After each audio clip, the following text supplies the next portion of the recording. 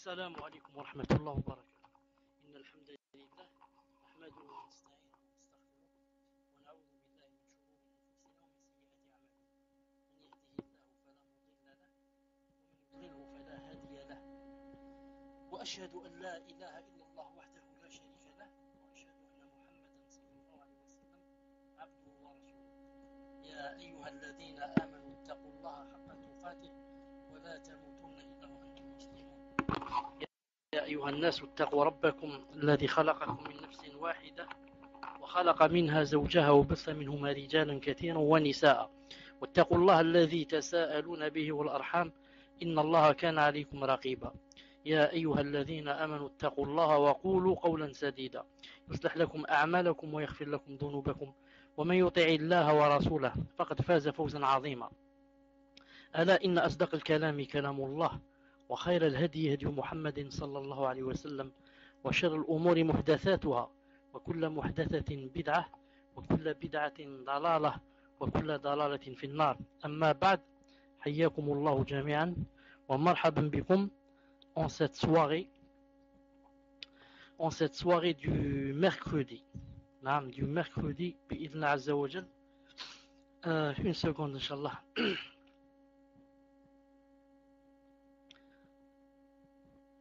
طيب mercredi 29 شوال 1429, c'est-à-dire le 29 octobre 2008 بإذن الله عز وجل. نعم مرحبا بكم, toujours avec le livre La personnalité de la musulmane. Nous sommes Inch'Allah Ta'ala au 40e cours. Aujourd'hui, 34e mot, elle est sympathique et joviale. Vous écrivez.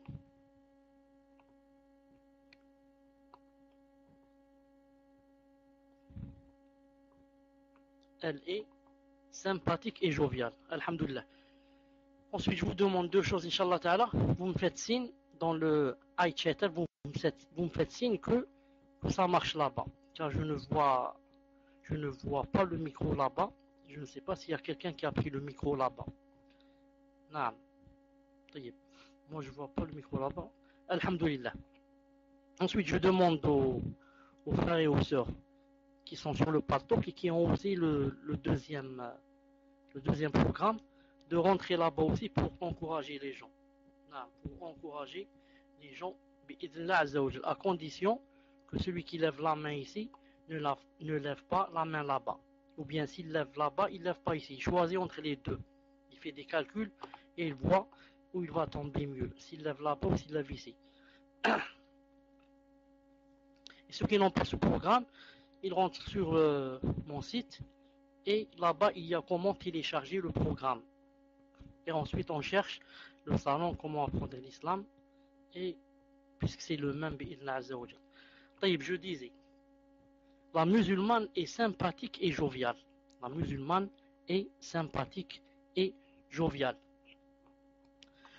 Bismillahirrahmanirrahim. Rencontrer autrui avec un visage radieux et souriant est l'un des principaux éléments qui permettent à la musulmane de réussir dans sa vie conjugale et sociale. Je répète, rencontrer l'autre avec un visage radieux et souriant est l'un des principaux éléments qui permettent à la musulmane sociale. Hormis le fait que cette attitude, c'est-à-dire le fait de sourire à l'autre, soit un facteur qui fait d'elle une personne aimable et proche des gens, c'est aussi un acte de bienfaisance valorisé et recommandé par l'islam. D'ailleurs, dans son Sahih, Muslim, alayhi rahmatullah, rapporte que le prophète sallallahu alayhi wa sallam a dit: ne méprise aucun acte de bienfaisance, fût-ce uniquement le fait de rencontrer ton frère avec un visage radieux. Hadith authentique. Ne méprise aucun acte de bienfaisance, ne fût-ce que le fait que tu rencontres ton frère et que la sœur rencontre sa sœur avec un visage radieux. Le messager d'Allah sallallahu alayhi wa sallam avait le visage radieux et rencontrait toujours ses compagnons avec le sourire. l'éminent Jarir ibn Abdullah al-Bajali radiyallahu ta'ala anhu a dit: depuis ma conversion à l'islam, le messager d'Allah sallallahu alayhi wa sallam ne s'est jamais dérobé à moi et il ne m'a jamais rencontré qu'en souriant. Je répète, depuis ma conversion à l'islam, le messager d'Allah sallallahu alayhi wa sallam ne s'est jamais dérobé à moi et ne m'a jamais rencontré qu'en souriant. Hadith rapporté par Bukhari et Muslim. Comme nous l'avons précisé dans un chapitre précédent, la gaieté et le sourire émanant de la femme apportent la joie à son époux et consolident ainsi l'amour et le respect qu'il éprouve pour elle. Il en est de même pour ce qui concerne son attitude avec les femmes qu'elle fréquente. Elle doit se comporter avec elles radieuse et sympathique pour instaurer l'amitié et consolider les liens de fraternité dans une société. Cela est un élément important auquel la musulmane doit être attentive, d'autant plus qu'elle est chargée de la mission de diffuser le message de l'islam parmi ses semblables. Naam. Si on veut diffuser, j'explique, si on veut diffuser le message de l'islam et faire la da'wa, ce n'est pas en ayant une mine renfrognante, mais en ayant un visage radieux et souriant. Car cela permet quoi? Cela permet d'ouvrir beaucoup de cœurs qui sont scellés. Juste un petit sourire qui sort vraiment du cœur, et des fois le cœur d'autrui s'ouvre aussi. Naam. Dans le cadre de cette mission, la musulmane doit se distinguer par un esprit fin et des propos agréables. Au divertissement, pour rendre l'ambiance agréable, elle ne doit pas hésiter à le faire. Détendre l'atmosphère durant une assemblée destinée à faire acquérir le savoir ou échanger des conseils utiles est en effet une méthode recommandée d'un point de vue pédagogique. Cependant, la plaisanterie ne doit pas sortir du cadre islamique pour se transformer en propos futiles ou vulgaires. Non, je répète ce passage car il est masha'Allah. Non, je répète ce passage car il est masha'Allah. Je dis, dans le cadre de cette mission, c'est-à-dire le fait que la sœur, elle a sur ses épaules le fait de divulguer la da'wa et de la propager. Dans ce cadre, des propos agréables. Dans les situations où il est opportun et nécessaire de faire recours au divertissement pour rendre l'ambiance agréable, elle ne doit pas hésiter à le faire. Détendre l'atmosphère durant une assemblée destinée à faire acquérir le savoir ou échanger des conseils utiles est en effet une méthode recommandée d'un point de vue pédagogique. Cependant, à condition bien sûr, la plaisanterie ne doit pas sortir du cadre islamique pour se transformer en propos futiles ou vulgaires. Naam. طيب. Le messager d'Allah sallallahu alayhi wa sallam avait l'habitude de plaisanter. Mais ces plaisanteries ne dépassaient jamais le cadre de la décence et ne s'écartaient en aucun cas de la vérité. Un jour, ses compagnons lui dirent: pourtant tu plaisantes avec nous. Il leur répondit: oui, rapporté par Bukhari dans Adab Mufrad, volume 1, page 356. Ô messager d'Allah, pourtant tu plaisantes avec nous. Naam, je plaisante avec vous, mais je ne dis que la vérité. Je ne plaisante pas, naam, en mentant, en faisant des blagues sur des gens, cette blague est beaucoup plus proche de la riba. Naam, c'est une riba. C'est pas une blague celle-là. Lorsqu'on commence à faire des blagues sur des chefs d'État musulmans, on fait des blagues. Tel chef d'État fait ceci, a fait cela, il n'a pas fait. Tout cela, ça rentre dans deux choses, dans le fait de mentir et dans le fait de la riba. Parler des gens qui sont absents, et tu as parlé de qui? Tu as parlé du chef. Sultanullah fil ard, comme a dit le messager d'Allah sallallahu alayhi wa sallam. Al-Muhim, les compagnons, radiyallahu ta'ala anhum, avaient eux aussi l'habitude de plaisanter avec le prophète sallallahu alayhi wa sallam, mais toujours dans le cadre de la décence et du respect. Les ouvrages consacrés aux hadiths et aux biographies rapportent un bon nombre d'anecdotes à ce sujet. On rapporte que le messager d'Allah sallallahu alayhi wa sallam avait l'habitude de plaisanter avec l'enfant de l'un de ses compagnons. Et beaucoup disent, cet enfant c'est le frère de Anas ibn Malik, le compagnon Jalil. Cet enfant, surnommé, il avait comme kunya Abu Umayr. Cet enfant avait un oiseau, l'amusait beaucoup. Un jour, le messager d'Allah sallallahu alayhi wa sallam constata qu'il était triste et il demanda à son entourage: pourquoi Abu Umayr est-il triste?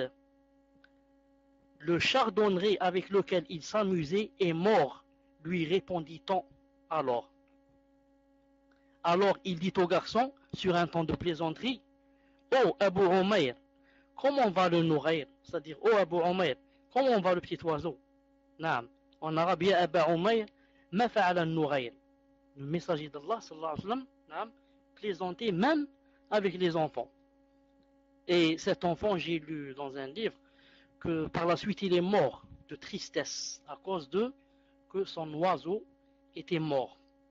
Et vous remarquez avec moi, sûrement que vous avez remarqué, Inch'Allah Ta'ala, que cet enfant, c'était quoi? Sa kunya c'est Umayr, Abu Umayr, alors qu'il n'avait que peut-être 4 ou 5 ans. C'est pour dire qu'il est de la sunna, même un petit enfant, de lui donner une kunya. La kunya, Abu Omar, Abu Ali, Abu Kada et Ummu Ubaydallah, Ummu Nasima, Ummu ceci. Ce n'est pas obligé pour qu'elle soit mariée et qu'elle ait une fille qui s'appelle, par exemple, Zainab pour être Ummu Zainab. Ni Zainab pour être Abu Zainab. Non. Même un petit enfant, on l'appelle Abu Kada. Une petite fille, Ummu Kada. Comme dans le hadith du Sahih al-Bukhari, où le messager d'Allah sallallahu alayhi wa sallam a dit à une petite fille, qui avait comme ça une belle tunique, il lui avait dit: Hada, comment il a dit cette phrase? Hada sana, Umma Khalid.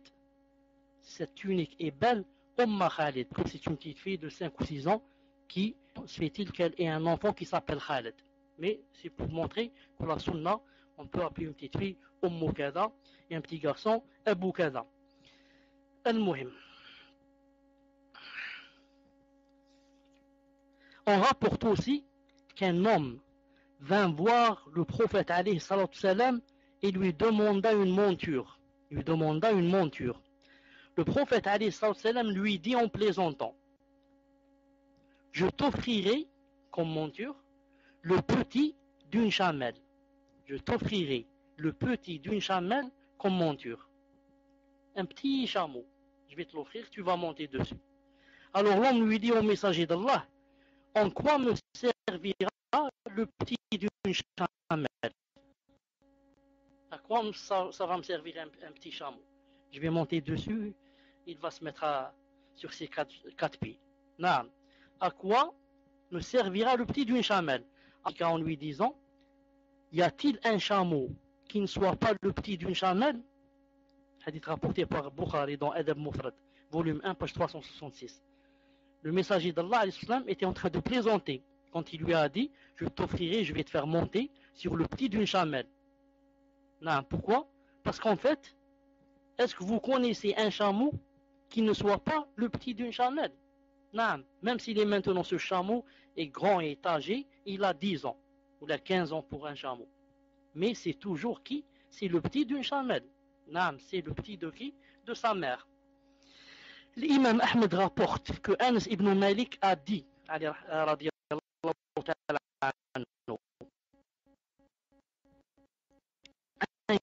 compagnard nommé Zahir, avait l'habitude de ramener de la campagne des cadeaux au prophète sallallahu alayhi wa sallam.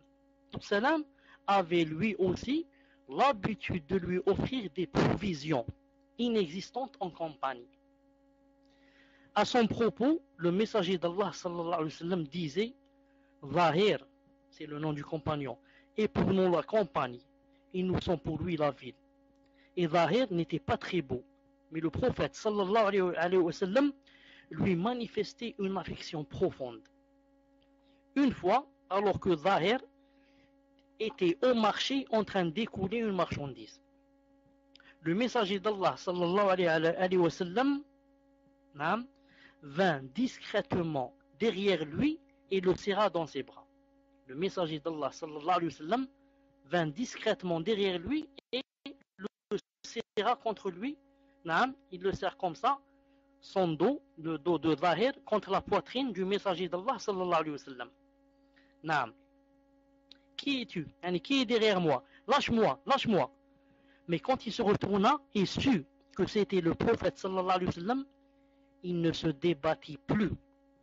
Alors le messager d'Allah alayhi wa sallam se mit à appeler. Qui est intéressé par l'achat de cet esclave? Qui est intéressé par l'achat de cet esclave? من يشتري هذا العبد من يشتري هذا العبد نعم. Dans le même esprit, Zahir lui dit ô messager d'Allah, car le messager d'Allah alayhi wa sallam était en train de plaisanter. Et Zahir lui répondit ô messager d'Allah, par Allah, tu vas découvrir que je ne vaux rien, que si Yani tu me vends, que je ne vaux rien.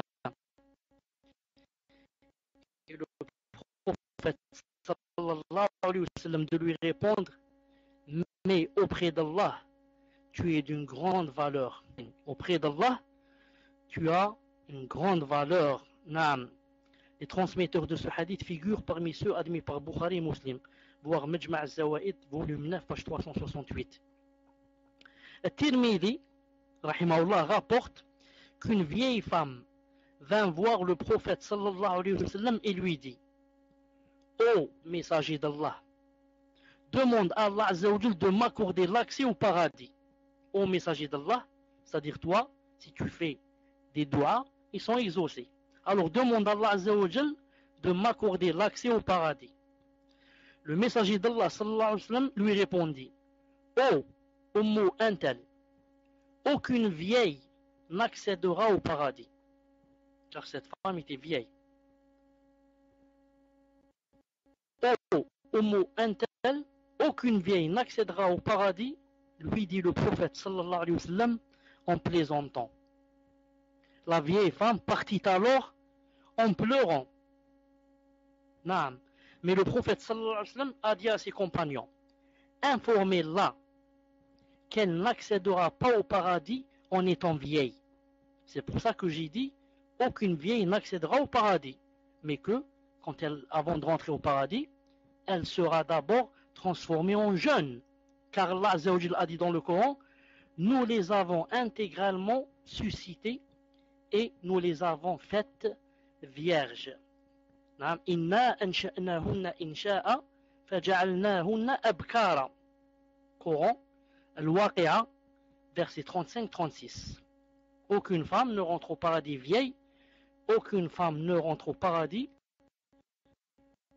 ayant perdu sa virginité. Mais Allah Ta'ala lui donne d'abord sa jeunesse, elle devient jeune, et lui donne par conséquent aussi sa virginité.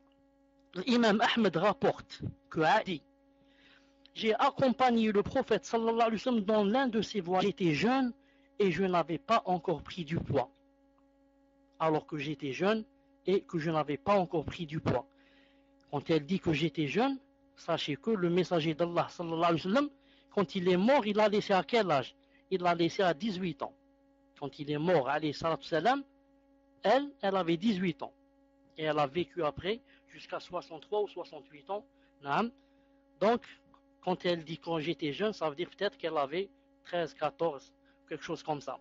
Elle a dit, durant ce voyage, il a dit aux gens, il a dit aux compagnons, dévancez-nous.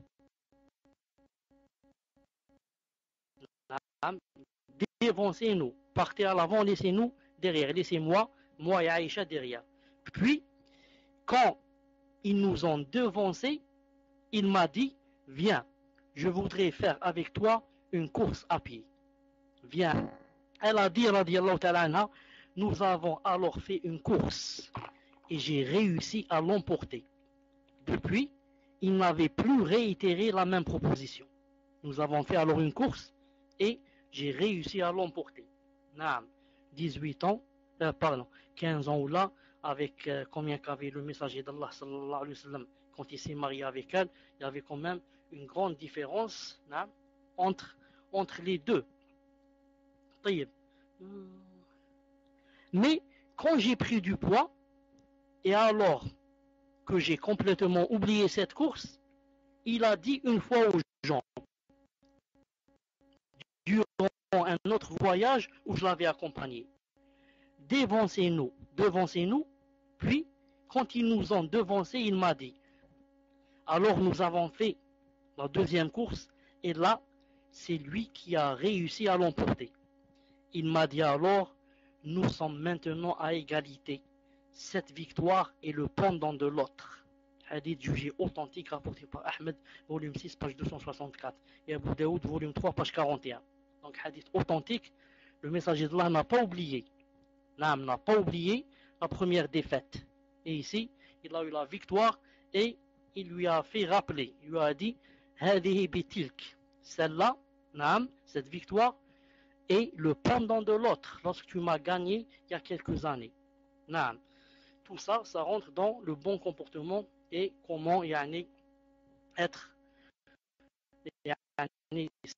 sympathique avec son épouse. En dépit de sa qualité de guide, d'imam chargé d'éduquer les croyants, et en dépit des tâches nobles et lourdes qu'il assumait en tant que chef d'État, le messager d'Allah, ses responsabilités ne l'empêchaient pas d'être de bonne humeur et d'apporter la joie à ses compagnons et à ses épouses. On rapporte à ce sujet que Aïcha, qu'Allah l'agrée, a dit, un jour j'ai apporté au prophète sallallahu alayhi wa sallam une soupe faite à base de farine, harira, que j'avais préparée. Le prophète sallallahu alayhi wa sallam se tenait entre moi et Saouda, une autre épouse, à qui j'ai demandé de goûter à ma soupe, mais elle a refusé.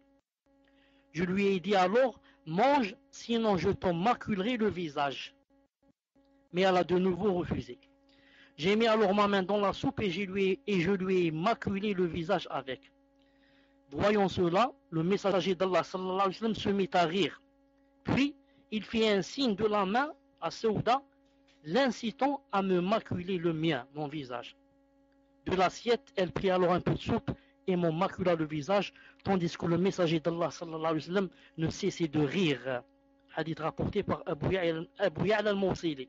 Ses transmetteurs figurent parmi ceux admis par Bukhari et Muslim, excepté Mohammed ibn Amr ibn Alqama, dont les récits sont uniquement appréciés. Voir Majma' al-Zawaid, volume 4, page 316. Ces anecdotes et bien d'autres indiquent clairement que l'islam, de par sa tolérance, encourage ses adeptes à être sympathiques, joyeux et bons vivants. Ajouter au sérieux de la musulmane, ces qualités représentent certainement un atout supplémentaire qui renforce son attirance et son influence. Ajouter au sérieux de la musulmane, et j'ajoute aussi, et à sa sincérité, ses qualités, c'est-à-dire la tolérance, sa tolérance et le fait de savoir plaisanter avec les gens et de les rencontrer avec un visage radieux, etc. Tout cela représente sûrement un atout supplémentaire qui renforce son attirance et son influence. Lors de ces discussions avec les autres femmes, la musulmane avisée n'oublie pas de leur apporter la joie et de les égayer en leur annonçant de bonnes nouvelles ou en leur racontant des anecdotes agréables. L'humour et la gaieté permettent parfois l'accès à des cœurs difficiles à atteindre. Ils contribuent aussi à consolider les liens de fraternité, à propager l'optimisme et à délasser les esprits pour leur permettre d'accomplir pleinement leurs tâches sérieuses. C'est pourquoi, à celui qui apporte la joie à un musulman, l'islam promet une joie encore meilleure, car elle lui sera accordée au jour de la résurrection. Le messager d'Allah sallallahu alayhi wa sallam a dit, celui qui, lorsqu'il rencontre son frère musulman, lui manifeste ce qu'il aime afin de lui apporter la joie, Allah Azza wa Jal lui accordera la joie au jour de la résurrection. Hadith jugé apprécié, rapporté par Tabarani dans le Mu'jam Saghir, voire Majma' Zawaid, volume 8, page 193. Ensuite, il y a un hadith qui est Masha'Allah, l'auteur n'a pas cité, il est dans ce sens, le messager d'Allah a dit, Afdalul A'mal, Afdalul A'mal, les meilleures actions, c'est quoi? Dites-moi, c'est quoi les meilleures actions? C'est de faire la prière toute la nuit? Non. Le messager d'Allah a dit, les meilleures actions, min ala akhika al-mu'mini sururan. Les meilleures actions, ou bien la meilleure, c'est que tu rentres dans le cœur de ton frère une joie. Une joie. Naam. Ou taqdiya anhu daynan. Ou bien, tu lui payes des dettes. Il a des dettes, tu lui payes ses dettes, ou bien une partie, bien sûr. Ou tut'imahu khubzan. Ou bien, tu lui donnes à manger. Ici, il a dit le pain. Autrefois, donner à quelqu'un le pain, c'est comme si aujourd'hui, tu lui donnais la viande ou là. Tellement, il n'y avait pas. Hadith Hassan, c'est un hadith bon. Voir Silsila Sahiha, hadith 1494. Il y a aussi un autre hadith qui est aussi bon, masha'Allah, qui renforce ce hadith. Il n'a pas été cité ici. Je vais vous le citer, Inch'Allah Ta'ala. On a dit, Ya Rasulallah, ô messager d'Allah, Ayyun nasi ahabbu ilallah, quels sont les gens que Allah Ta'ala aime le plus? فقال رسول الله صلى الله عليه وسلم أحب الناس إلى الله تعالى أنفعهم للناس. Les meilleurs gens que Allah Azza wa Jal aime, ce sont les gens les plus profitables pour les gens. Il y a des gens qui sont profitables pour les autres. Et il y a des gens qui ne le sont pas. Naam. Car en fait, si tu passes toi ta nuit à faire la prière et ton jour à jeûner, c'est masha'Allah, c'est vraiment masha'Allah. Mais il faut dire que, moi qui suis ton voisin, je n'ai rien gagné avec toi. Naam. C'est toi qui as eu des hasanat et c'est toi qui vas rentrer au paradis.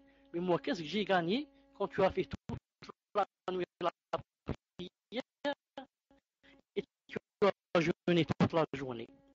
Mais si tu m'avais donné 1 euro ou bien m'invité à manger, tu aurais fait deux choses. Naam, de bonnes actions et tu auras, et les meilleures actions que Allah Azza wa Jal aime, écoutez bien ce que c'est, sururun tudkhilu ala muslim, que tu fasses rentrer une joie à la muslim, pour un musulman. Un musulman, tu lui dis quelque chose, tu lui annonces une nouvelle qui lui fait rentrer une joie dans son cœur. Quelqu'un va me dire, moi d'où je vais trouver des choses qui vont faire rentrer la joie dans les cœurs. Naam, des fois un petit sourire fait rentrer la joie. Des fois un petit sourire fait rentrer la joie. Naam, une fois je me rappelle, j'avais vraiment des problèmes comme vous aussi, vous devez en avoir.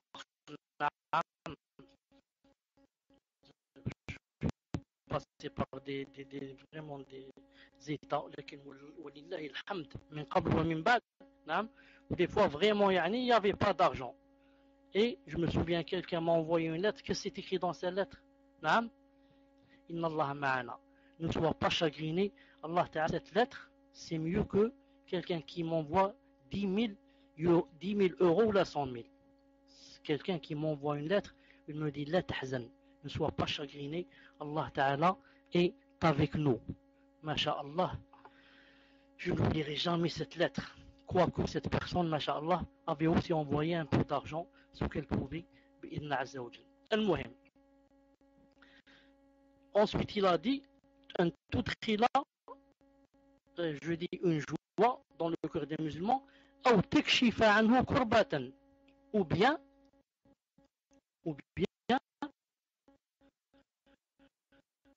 tu éloignes de lui un souci, tu éloignes de lui un chagrin. Nous sommes toujours dans les meilleures actions. Ou bien tu lui payes des dettes. C'est quelqu'un qui est endetté, c'est quelqu'un qui a des épaules sur sa tête. Non. Quand il n'a pas envie de sortir dans la rue, il fuit les gens, il ment, il dit je suis pas là en téléphone, je suis pas là et comme ça. Non, toi, Masha'Allah, tu vas le libérer, c'est un prisonnier, tu vas le faire sortir de la plus grande prison sur terre. Ou bien tu éloignes de lui une faim. Naam, il a faim, tu sens qu'il a faim, tu lui dis viens on va manger dans le restaurant, viens je t'invite à la maison, tiens pour acheter ceci, viens avec moi. Des fois on a peur de donner à quelqu'un de l'argent, on va se dire peut-être qu'il va acheter des cigarettes, peut-être qu'il va aller au cinéma, peut-être ceci, peut-être cela. Qu'est-ce que tu fais alors? Tu lui dis viens avec moi chez l'épicier, il vient avec toi et tu lui dis tu commences à acheter telle chose, telle chose, telle chose, tu lui donnes le sachet, tu lui dis ça. Alors, il a dit, ensuite le messager d'Allah a dit وَلَا أَنْ أَمْشِيَ مَعَ أَخٍ فِي حَاجَةٍ أَحَبُّ إِلِيَّ مِنْ أَنْ أَعْتَكِفَ فِي الْمَسْجِدِ شَهْرًا. Il a dit, le fait que je marche avec mon frère dans pour lui faire une commission, dans son besoin, il a dit, pour moi c'est mieux que de faire l'i'tikaf dans le masjid, dans la mosquée. Pour mieux c'est moi, c'est mieux que de rester jours et nuits dans une mosquée en train d'adorer Allah subhanahu.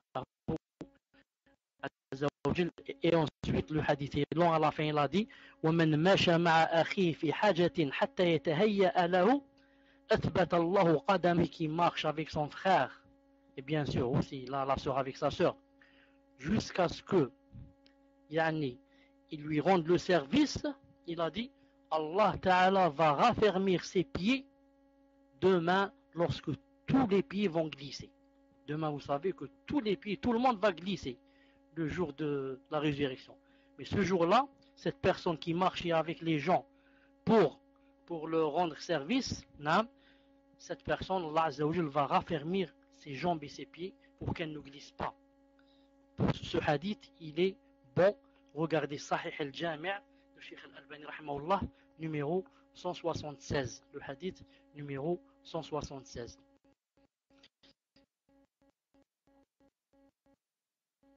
On revient, Inch'Allah ta'ala. Où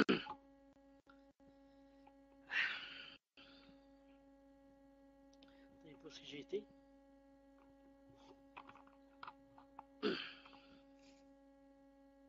Non. Les moyens licites permettent, cher, ça coupe depuis quand? Depuis tout à l'heure ou là seulement maintenant? Muslim, alhamdulillah, tu es sûr que ça coupe? Si ça coupe depuis quand? Ça commence à couper. Je termine ce paragraphe, Inch'Allah ta'ala. Je termine ce paragraphe et on va voir qu'est-ce qu'on fait. Les moyens licites permettant d'apporter la joie aux autres ne manquent pas. Et c'est à la musulmane intelligente de les connaître et d'en faire usage pour consolider ses relations avec les autres femmes. Par une salutation chaleureuse, des mots gentils, un sourire affectueux, une remarque subtile, une anecdote originale, une bonne nouvelle, une visite sincère, un cadeau agréable, un contact permanent, une aide réelle ou une consolation réconfortante, la musulmane parvient sûrement à se frayer un chemin menant au cœur des autres et consolider les liens d'amitié avec elle. 35e, elle n'est pas abusivement rigoriste en matière de religion. Vous écrivez 35e et on s'arrête un peu pour voir si ça coupe toujours. Vous avez écrit, Inch'Allah? Elle n'est pas abusivement rigoureuse. Est-ce que vous m'entendez ou là je parle seul? نعم. ماذا نفعل? On ferme comme la fois passée. Qu'est-ce qu'on fait? On ferme comme la fois passée, on rouvre. Dites-moi qu'est-ce qu'on fait, Inch'Allah Ta'ala. Ensuite, puisque ça coupe, puisque ça a coupé, il va aller mieux m'avertir dès le début.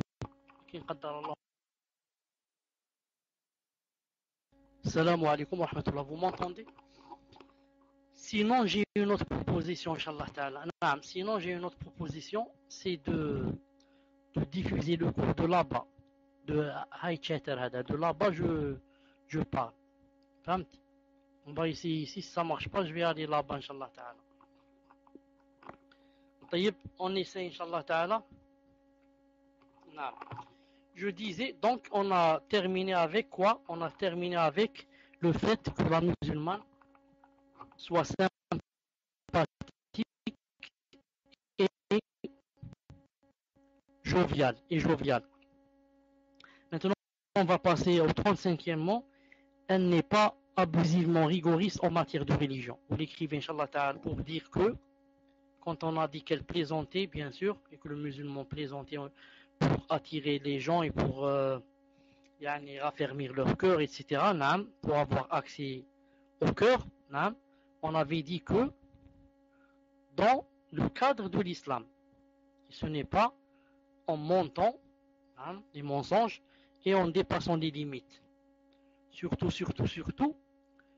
le musulman ne fait pas ce que les kuffars font et ce que beaucoup de musulmans maintenant de nos jours font lorsqu'ils imitent les kuffars et font ce qu'on appelle communément le poisson d'avril.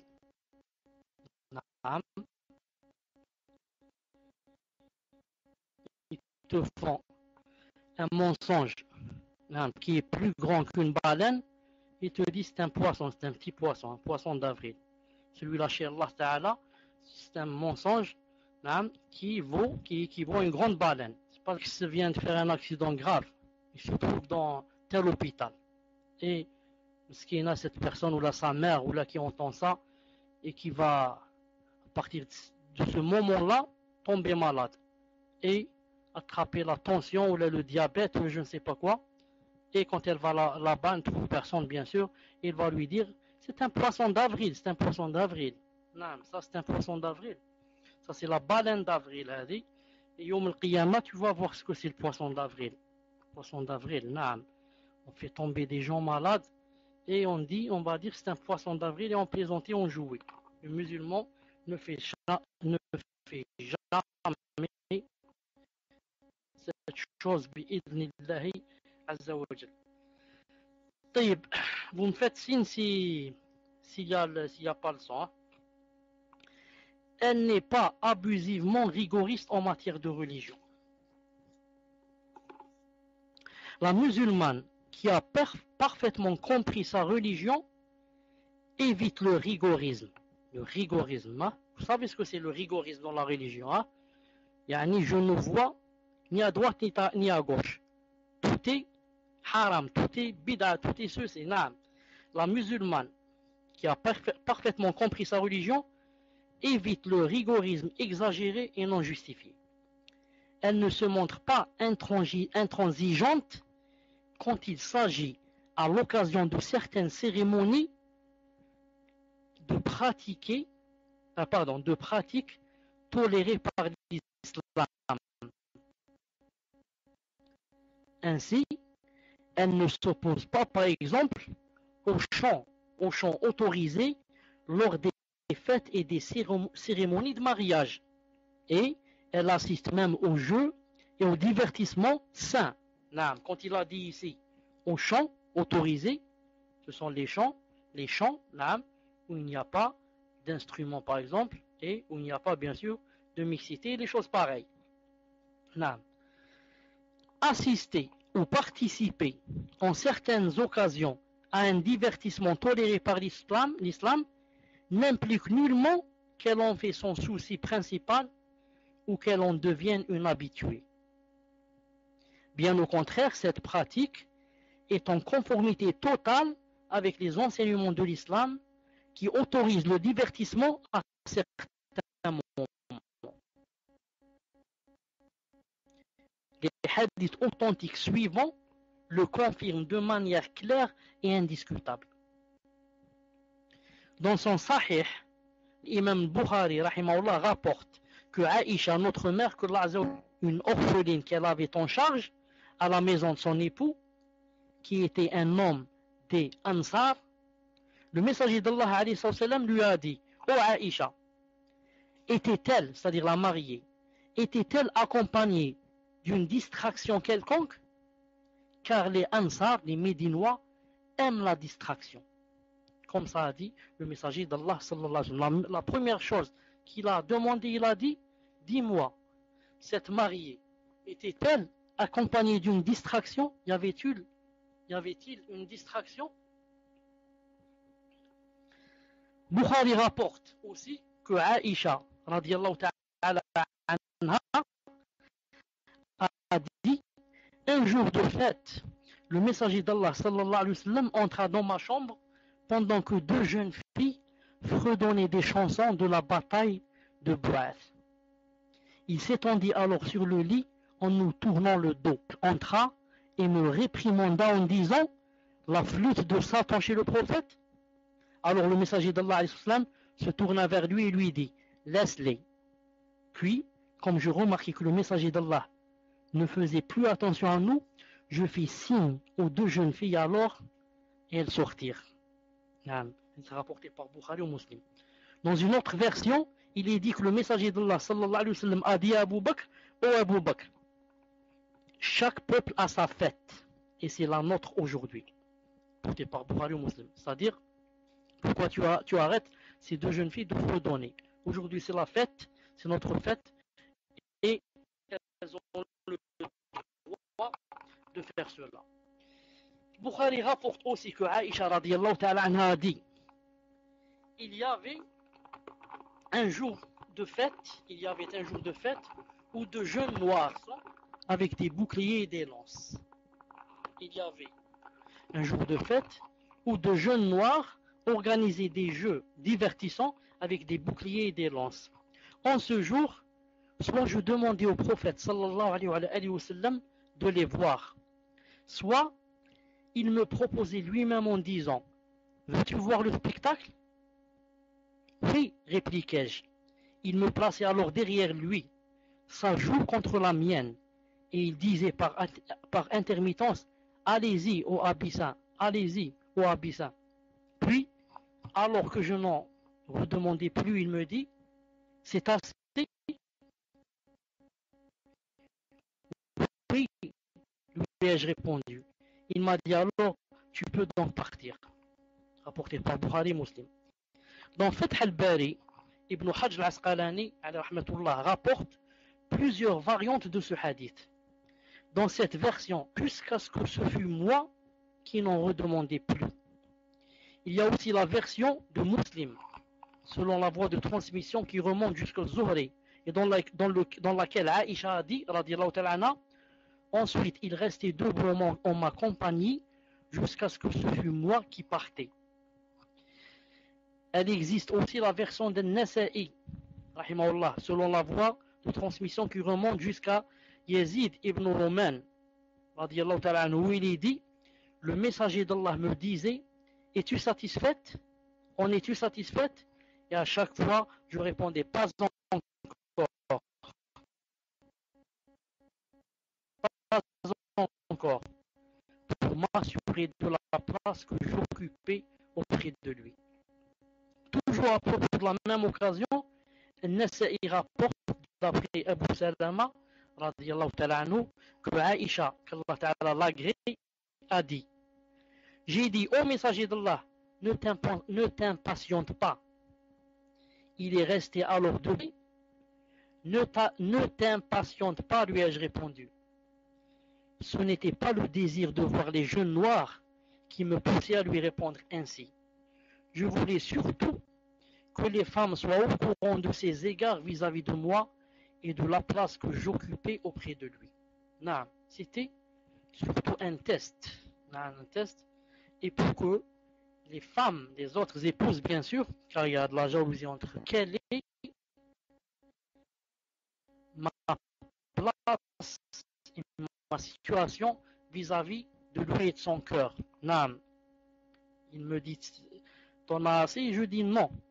Alors que, en fait, j'en ai assez, mais c'est juste, pour l'éprouver et pour que les autres sachent. Comment on dit le mot qui yudalliluni, c'est-à-dire, comment on dit en arabe, quelque chose comme ça. Comment on dit à un enfant le gâte, ou quelque chose comme ça. Naam.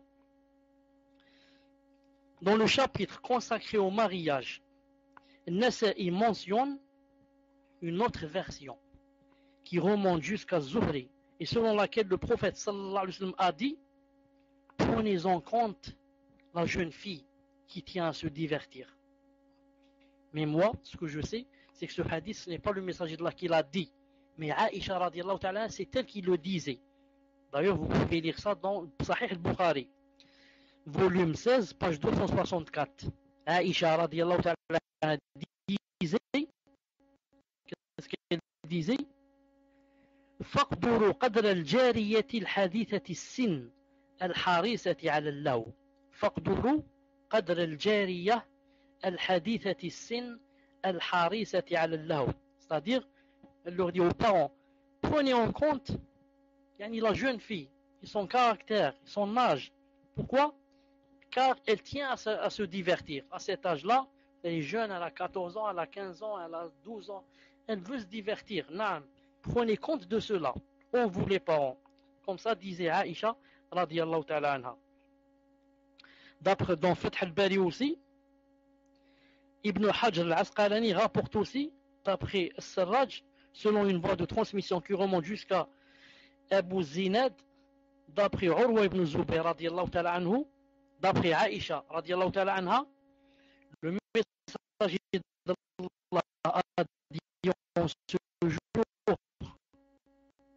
pour que les Juifs sachent qu'il y a dans notre religion des moments de divertissement. Car j'ai été envoyé en ayant comme message la foi originelle. Tirmidhi rahimahullah rapporte que Aïcha radiyallahu ta'ala anha a dit: alors que le messager d'Allah sallallahu alayhi wa sallam était assis, nous entendîmes des clameurs et des voix d'enfants. Le messager d'Allah sallallahu alayhi wa sallam se leva et vit qu'il y avait une Abyssinienne, Habashia, de l'Éthiopie, une Éthiopienne maintenant, qui dansait et qui était entourée d'enfants. Il me dit: oh Aïcha, viens. En tant qu'époux soucieux du bonheur de sa femme. Ils indiquent aussi que l'islam est une religion tolérante et commode. Ils confirment enfin que l'islam autorise la femme à se divertir en certaines occasions, mais que certains esprits rigoristes et rigides condamnent en y voyant un crime impardonnable. Il est bien évident qu'une musulmane consciencieuse et qui, dans la plupart du temps, s'intéresse à ce qui est noble et renonce aux futilités.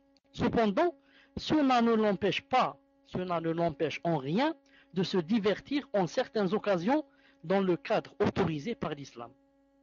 Le rigorisme abusif en matière de religion mène souvent à un effet contraire, à savoir une lassitude susceptible de décourager le croyant d'observer le minimum même de ses devoirs religieux. L'islam est une religion sage et révélée par le très sage Azza wa Jal, qui connaît parfaitement la nature humaine, celui qui savait avant la création même des humains qu'ils seront de temps en temps enclins au divertissement.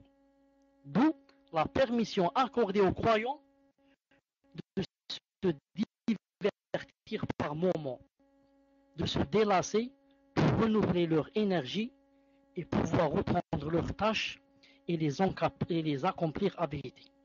Cela confirme l'esprit modéré de l'islam et sa volonté de maintenir l'équilibre de l'être humain.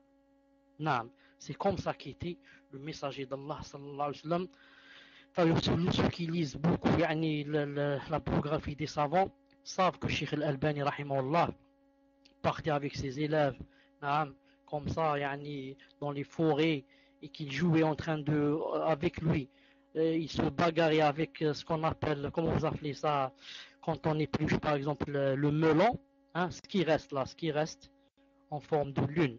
Et il commence à se bagarrer avec. Et Cheikh Al-Albani, rahimahullah, en train de regarder, en train de rire. Et tout le monde sait que Cheikh Ibn Uthaymin, Allah yarhamou, allait avec ses élèves qui de temps en temps amenaient avec eux des fusils de chasse et ils allaient comme ça à la chasse et ils allaient dans des endroits où ils faisaient la course, ils allaient dans les ahmous, ceux qu'ils connaissent bien contre ceux-là, naam. Et ceux qui veulent tout interdire, naam, ceux-là bien sûr, non seulement ceux qui font n'a rien à voir avec l'islam, mais ils vont se trouver un jour, naam, yani, dans un gouffre noir et ils vont dire, nous on en a marre, salade, salade, salade, les Coran, Coran, Coran, arabe, arabe, arabe, siyam, siyam, moi j'en peux plus, classe, naam, pourquoi il n'en peut plus? C'est de sa faute, c'est pas la faute de l'islam. Lui, naam, il a pris le mauvais chemin et il n'a pas voulu se divertir avec les divertissements qui sont halal, qui sont licites, naam, et maintenant il n'en peut plus. Il va se divertir avec le haram, naam. Allah Azza wa Jalla nous aide et nous préserve. Voilà ce que je voulais dire, Inch'Allah Ta'ala, pour aujourd'hui. Subhanak Allahumma bihamdik, ashhadu an la ilaha illa ant, astaghfiruka wa atubu ilayk. Sans tarder, Inch'Allah Ta'ala, on passe aux questions, bi'idnillah Azza wa Jalla. Donnez-moi, Inch'Allah Ta'ala, la première question. Wa alaykoum salam wa rahmatullahi wa barakatuh. Vous m'entendez? Alhamdulillah. طيب, en cette soirée du mercredi le 29 Choual, c'est-à-dire 29 octobre, on commence Inch'Allah les questions-réponses en l'année 1429, c'est-à-dire 2008. Le tour à Abdullah 060 000, je dis très vite à... Bon, j'attends, c'est mieux. Ansariyatoun Salafiyya m'avait posé une question pour passer, j'attends qu'arrive son tour. Je dis à Mouwahidin, qui est un peu loin et qui risque de ne pas arriver, qui risque de ne pas avoir le tour. Je lui enlève vite le rouge pour lui poser une question. Mouwahidin, je t'ai, Inch'Allah Ta'ala, enlevé le rouge. Dis-moi, est-ce que c'est toi qui m'as posé une question, ça fait 4 ou 5 mois, sur 3 ou 4 mois, sur le fait, sur le commerce. Le commerce en France, etc., sans papier, etc. Est-ce que c'est toi ou là ce n'est pas toi? Je t'ai enlevé le point rouge. Ah, c'est toi, j'ai pas oublié, alhamdoulilah. Est-ce que c'est toi qui m'avais posé la question aussi sur le Coran? Le Coran, quand il contient yani, l'interprétation, est-ce qu'on peut le toucher ou pas? Sans l'ourdou. Est-ce que c'est toi? C'est toi? Alhamdoulilah. Donc, je réponds vite à tes deux questions, Inch'Allah Ta'ala. Ensuite, tu attends, Inch'Allah Ta'ala, le tour pour la nouvelle question d'aujourd'hui. Je dis Bismillah ar-Rahman ar-Rahim wa salatu salam ala ashraf al-mursalin. Pour le commerce, Inch'Allah Ta'ala, ce n'est pas interdit. J'ai demandé aux hommes de science, Inch'Allah Ta'ala, ce n'est pas interdit. Bi'idhnillahi azza wa jal. Aussi pour le Coran, tant qu'il contient le tafsir, ce n'est pas seulement du Coran, tant qu'il contient yani, des explications et des traductions, etc. Ce n'est plus un Coran et il est permis de le toucher, Inch'Allah Ta'ala. C'est ce qu'ont dit les hommes de science auxquels j'ai posé ces deux questions. Il y a du son, Inch'Allah. Est-ce qu'il y a du son? Naam. Assalamu alaikum wa rahmatullahi wa barakatuh. Avant de lire, est-ce que le son il est bon, Inch'Allah?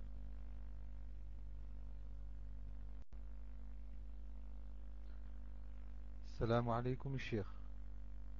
Pourriez-vous faire dua pour ma femme, fille, faite avec un appareil photo et sur les images des habits d'enfants, entre parenthèses, qui ont des formes d'animaux, style lapin et ourson.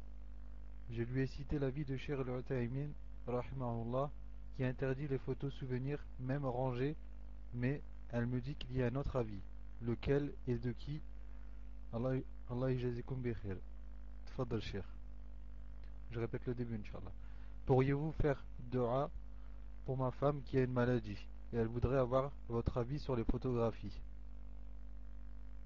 C'est bon, Cheikh, ou je relis toute la question, Inch'Allah?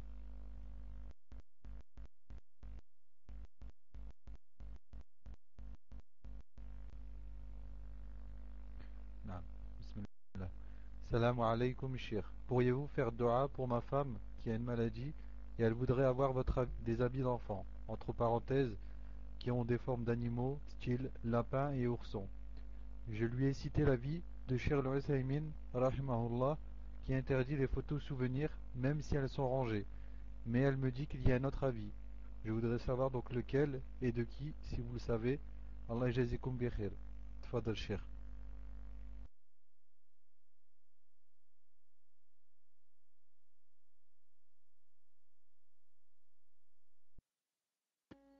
وعليكم السلام ورحمة الله وبركاته.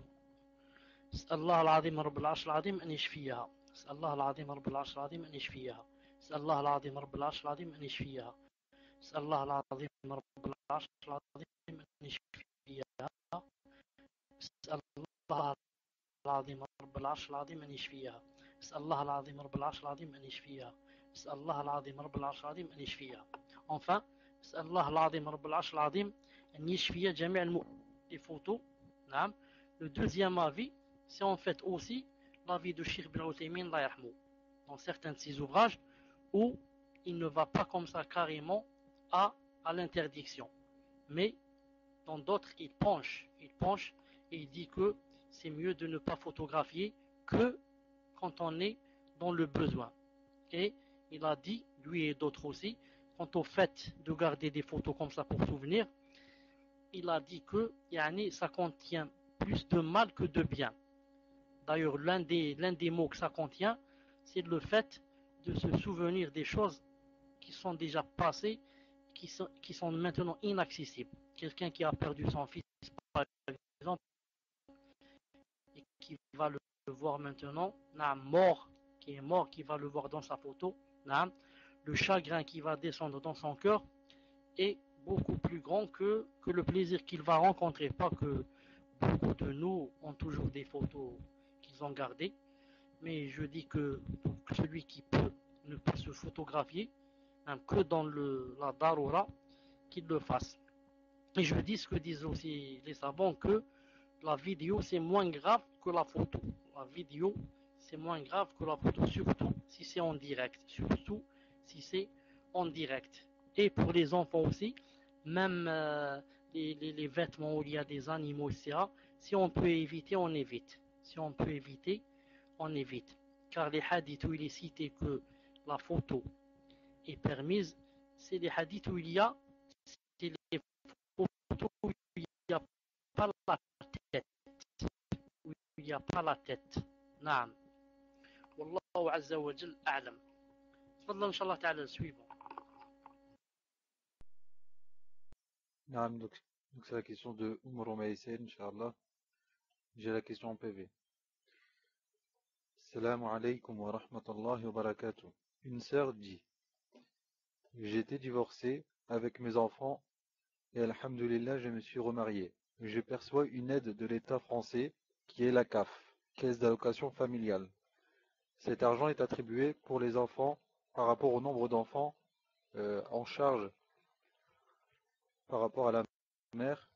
Et donc Annie, la question voudrait savoir si l'argent qu'elle perçoit par rapport à ses enfants, est-ce que son nouveau mari a-t-il un droit sur cet argent?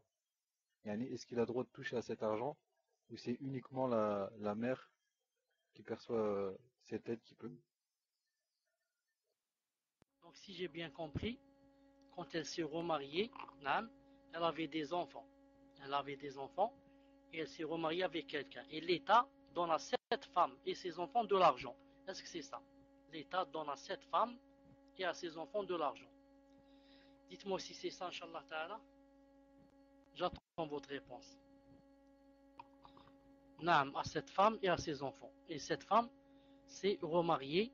Elle demande, naam, elle demande est-ce que le nouveau mari a le droit sur cet argent? C'est ça la question. Est-ce que le nouveau mari a le droit sur cet argent? C'est ça la question? Confirmez-moi, Inch'Allah. Naam. La réponse, bismillahirrahmanirrahim, wassalatu salam ala ashrafil mursalin. Bi'idhn azza wa jal, il n'a aucun droit sur cet argent. Naam. Il n'a aucun droit sur cet argent. Cet argent revient à elle et à ses enfants. Si elle veut, naam, si elle veut l'aider en cet argent et donner à son mari ou partager avec lui ou bien tout lui donner, naam, elle est libre, Inch'Allah ta'ala. Elle aura même des hasanat. Sinon, cet argent lui revient à elle et à ses enfants. Tfadl al-ghuraba. Peut-être qu'il y a quelque chose qui m'échappe. Tfadl. Si la CAF sait qu'elle s'est remariée, naam, elle lui aurait enlevé l'argent. Est-ce que c'est ça? Ils vont lui couper? Naam.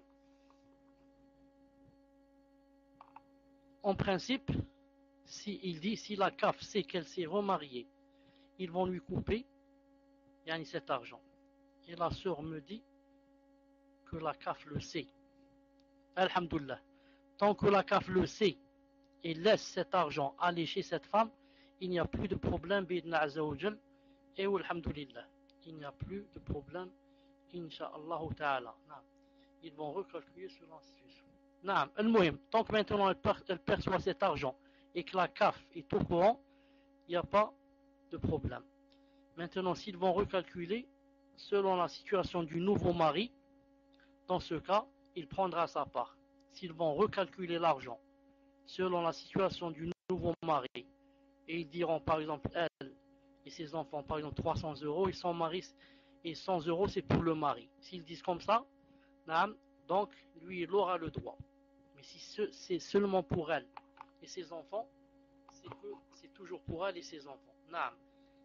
Atfadl Inch'Allah ta'ala le prochain. Safwan, ça vaut Inch'Allah. Et pour les personnes qui me demandent si c'est à moi qui doivent poser des questions, Inch'Allah, vous pouvez me les envoyer en PV, comme ça on gagnera du temps, Inch'Allah. Si vos questions sont déjà rédigées, vous pouvez me les envoyer en avance, en PV. Barakallahu fikoum. Safwan, est-ce que vous êtes là, Inch'Allah? Posez votre question, Inch'Allah. Naam, Inch'Allah, Cheikh, j'avais oublié. Inch'Allah, on pose la question de Safwan, et après on passe à Itchater, Inch'Allah. Naam, j'avais oublié Afwan. Ou alors, Safwan, si vous n'êtes pas encore prête, Inch'Allah, on passe d'abord à Itchater et on revient sur Paltalk. Vous êtes prête ou pas? Mettez 1 si vous êtes prête et 2 si vous n'êtes pas prête, Inch'Allah. Alhamdulillah. On va donc passer à Itchater, Inch'Allah. Ibn Mustafa, Inch'Allah, posez votre question. Ibn Mustafa, est-ce que vous êtes là, Inch'Allah? Donc là, on est sur Itchater. Donc on passe à Islam Din. Islam Din, est-ce que vous êtes là, Inch'Allah? Subhanallah, on perd beaucoup de temps. Islam Din, est-ce que vous êtes là, Inch'Allah? Islam Din ou Ibn Mustafa? Tous les deux, vous n'avez plus le raid. Donc, posez votre question, Inch'Allah. Donc je répète, Inch'Allah, pour les autres qui lèvent la main. Préparez vos questions à l'avance. Préparez-les même en PV. Si elles sont trop longues, vous les envoyez en PV pour éviter de perdre du temps, Inch'Allah. Subhanallah. Safwan, est-ce que votre question est prête? Assalamu alaikum, cher. Ma question est une personne qui était... Donc, elle avait déjà entamé la salat al-Isha. Elle s'est rendue compte qu'elle n'avait pas fait salat al-Maghrib. Peut-elle changer la niya? Tfadal, cher. Wa alaykoum salam wa rahmatullah wa barakatuh. Le frère dit, est-ce qu'une personne qui en place plein salat l'Isha se rend compte qu'elle n'a pas fait le maghrib. Est-ce qu'elle peut changer la niya? Réponse Inch'Allah Ta'ala, elle ne peut pas changer. Elle ne peut pas changer. Elle termine salat l'Isha et ensuite elle refait le maghrib. Et après le maghrib, elle fait les deux rak'at de la sunna, ensuite le witr. On peut changer seulement quand c'est du haut vers le bas et non pas du bas vers le haut ni d'égalité à égalité. On peut par exemple de salat al-dhuhr vers nafila. Et non pas de nafila vers al-dhuhr ni al-dhuhr vers al-asr. Comme on peut par exemple de salat al-duha, salat al-nafila et comme ça. Voilà, Inch'Allah Ta'ala, la réponse. Fadlan, Inch'Allah Ta'ala, le prochain. Donc là, Inch'Allah, j'ai la question de Safwan. Salam alaykoum, Cheikh. Ahsanallahu ilaykoum. Cet après-midi, un frère est venu rencontrer mon père dans le but de faire une muqabala. Mon père n'a pas voulu que j'assiste entièrement à cette muqabala.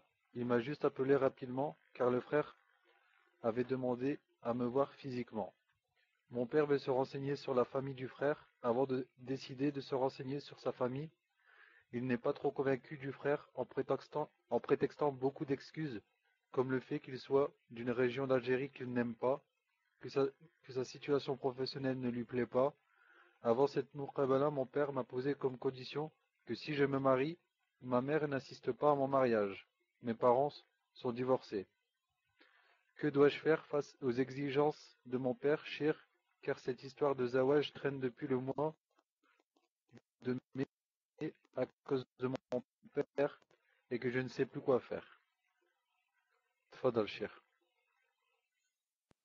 Wa alaykoum salam wa rahmatullahi wa barakatuh.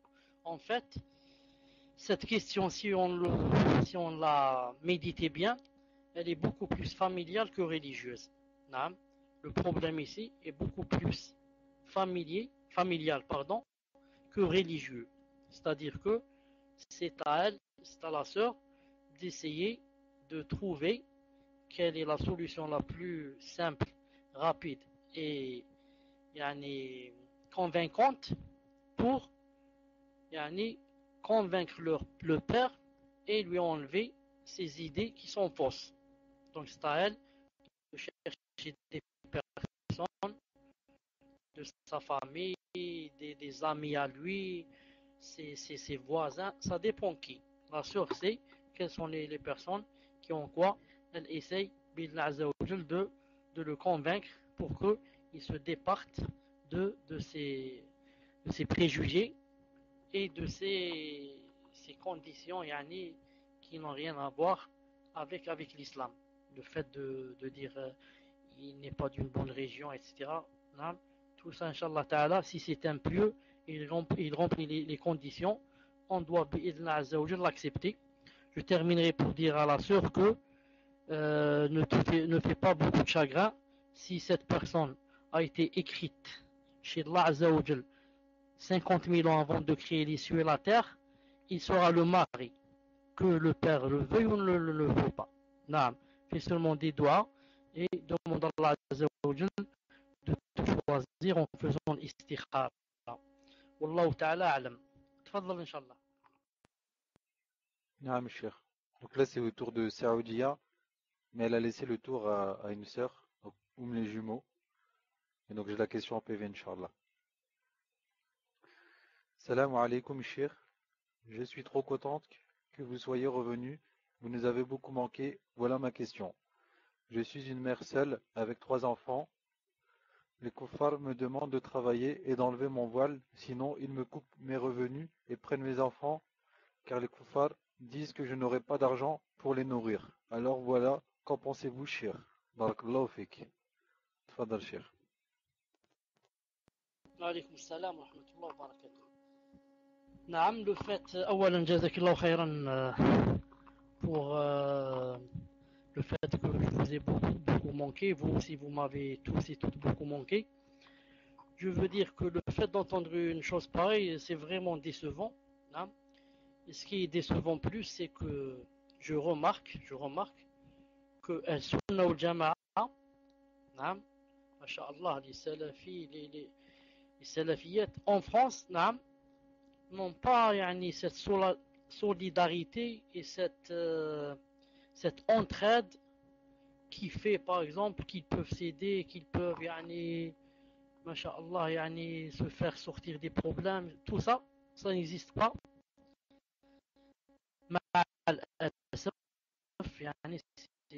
Désolé, mais ça, pour se soutenir, etc., tout cela se trouve dans les sectes qui ne sont pas sur le vrai chrétien. Ces choses-là se trouvent chez les Habash, ces choses-là se trouvent chez les Tablir, ces choses-là, et, subhanallah al-azim, ne se trouvent pas chez Al-Sunnah al-Jama'a, qui sont les plus, les plus, les plus touchés par cette chose. Subhanallah al-azim, qaddarallahu ma shafa'al. Donc moi, c'est quoi mon avis? Moi, je n'ai pas d'autre chose à dire que qu'elle revienne beaucoup vers Allah subhanahu wa ta'ala, qu'elle demande à Allah subhanahu wa ta'ala de lui faire une issue. Et Allah azza wa jal, comme il a dit dans le Coran, si Allah ta'ala sait qu'il y a du bien dans vos cœurs, il va vous donner mieux que ce que vous attendiez.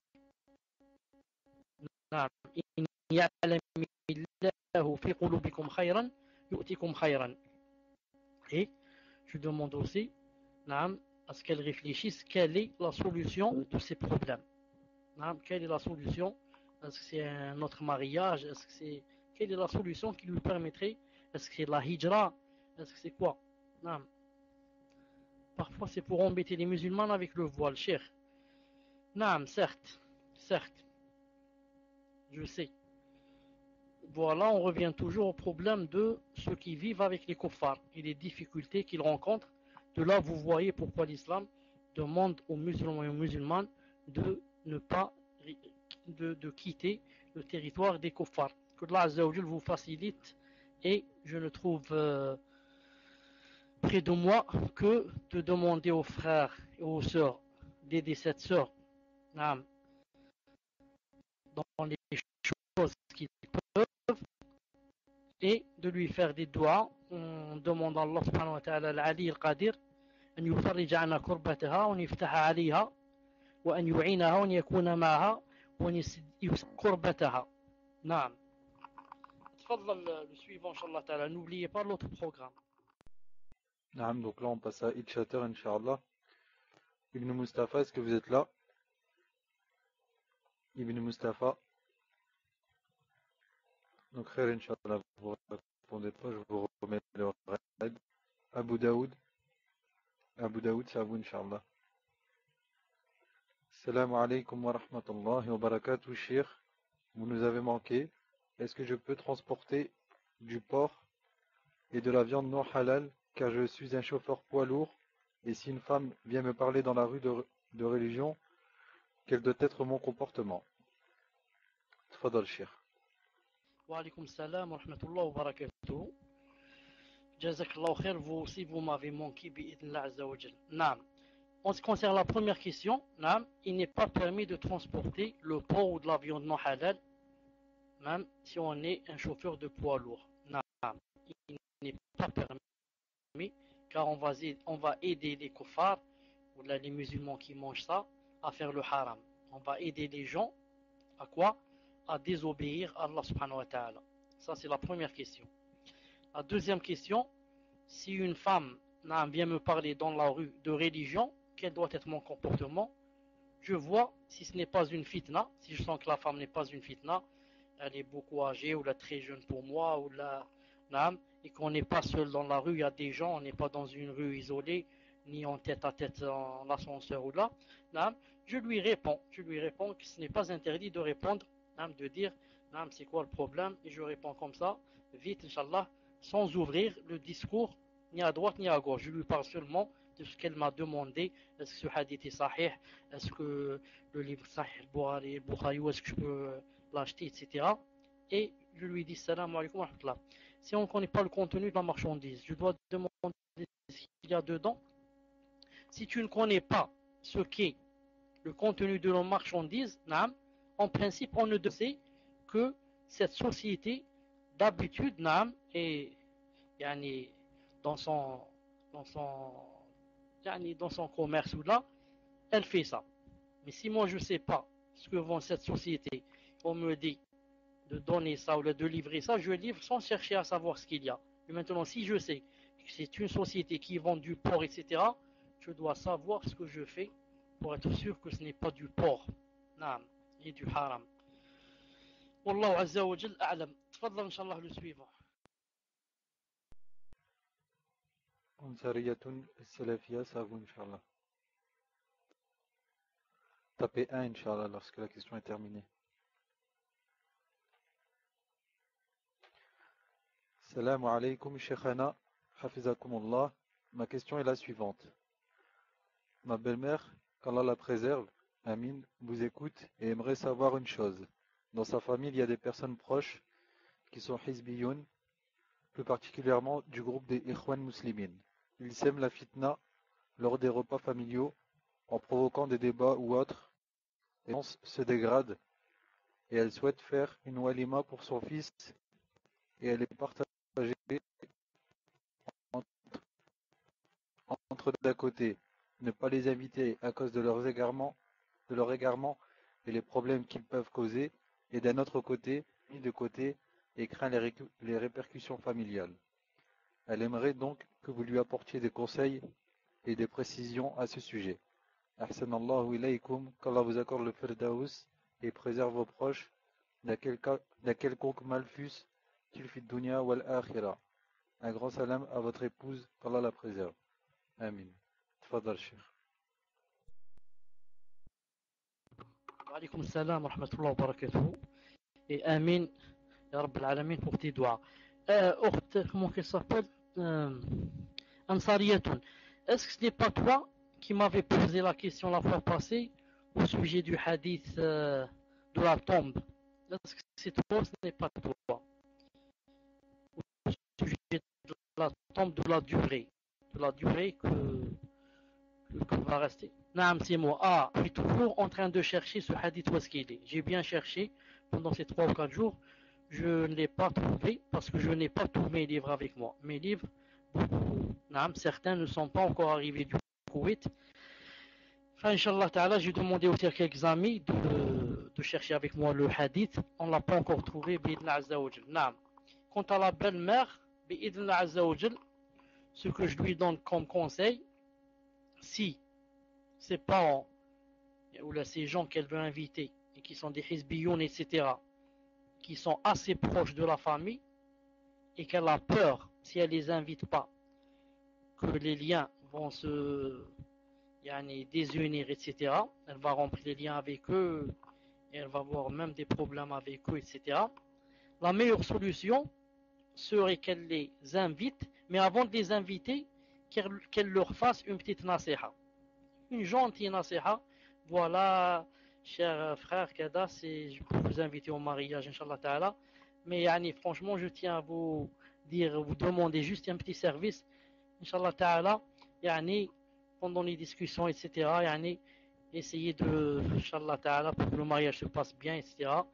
Essayez de laisser, de ne pas traiter de sujets qui risquent de faire la fitna, etc. Quelque chose comme ça. Elle dit, on va laisser l'ambiance du mariage et Inch'Allah Ta'ala ce qu'on a comme i'tiqad, etc., minhaj, etc., on le laisse Inch'Allah Ta'ala pour des discussions beaucoup plus personnelles.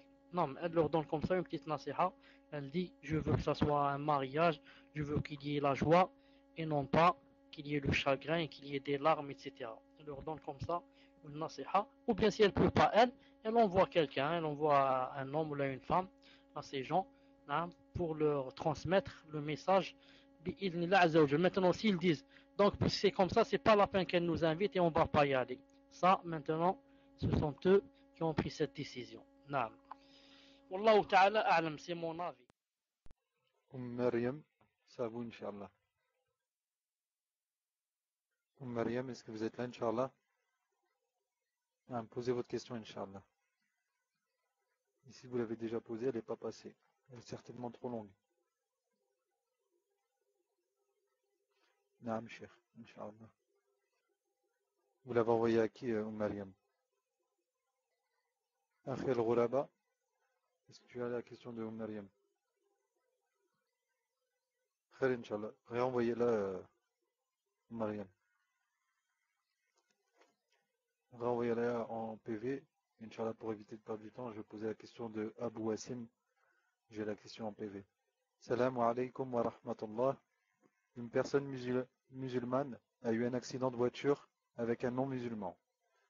Ils ont décidé de s'arranger à l'amiable, mais la personne qui est en tort, entre parenthèses le musulman, a essayé à plusieurs reprises de joindre cette personne par téléphone. Et cette personne a dit qu'elle le rappellerait pour qu'ils s'arrangent ensemble. Cela fait 2 ans et la personne n'a pas donné de nouvelles.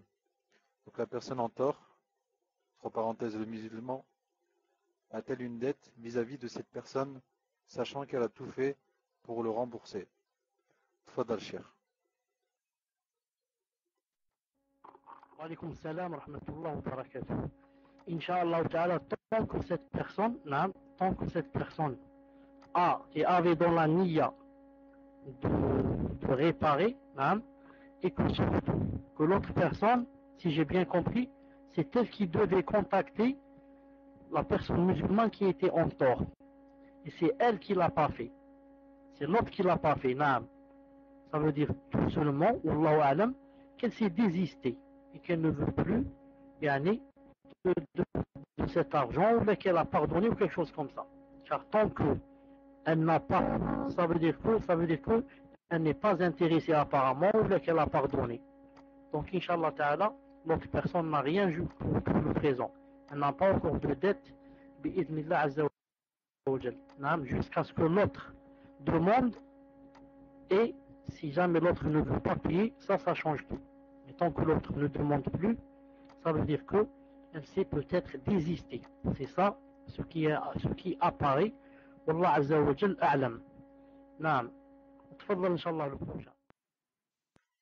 Donc on passe à Itchater, Inch'Allah. Donc c'est mon choix. Yani j'ai la question en PV normalement. Salam alaykum wa rahmatullah.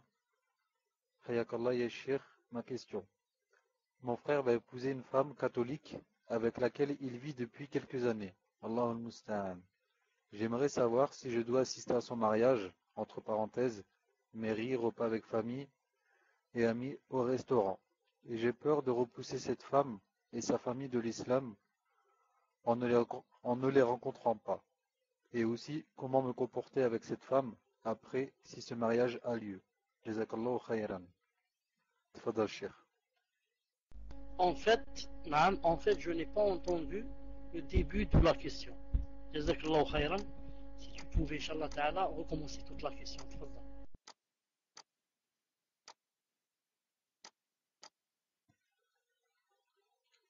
Naam, bismillah.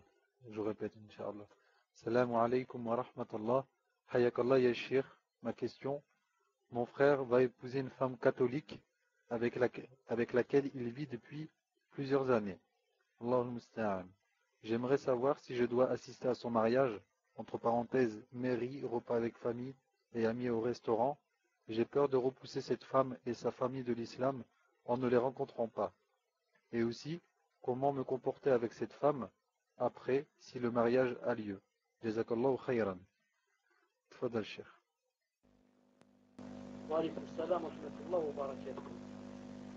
En fait, se marier avec un catholique, le musulman n'est pas interdit si elle remplit à condition que c'est une femme yani, qui est, je ne sais pas comment on dit ça en français, c'est-à-dire chez certains savants, ils disent Muhsana, ça veut dire qu'elle ne soit pas, attendez comment on dit, Abda, c'est-à-dire à condition qu'elle ne soit pas une esclave chez certains savants, et d'autres à condition qu'elle soit chaste. Car ils ont divergé sur le mot Muhsana. Mais maintenant, puisque cet homme vivait déjà avec cette femme, ça veut dire qu'ils étaient dans la zina, puisqu'ils n'étaient pas mariés.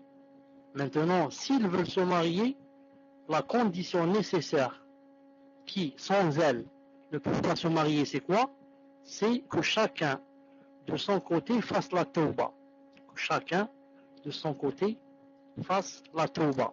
C'est-à-dire que le frère de cette sœur qui a posé la question regrette et demande à Allah Ta'ala le pardon, hein, et que elle aussi, elle devait regretter, hein, ensuite il pourrait, Inch'Allah Ta'ala, se marier. Donc, le meilleur que devrait faire la sœur qui a posé la question, c'est de faire une petite nasiha, c'est de faire une petite nasiha à son frère et à cette femme.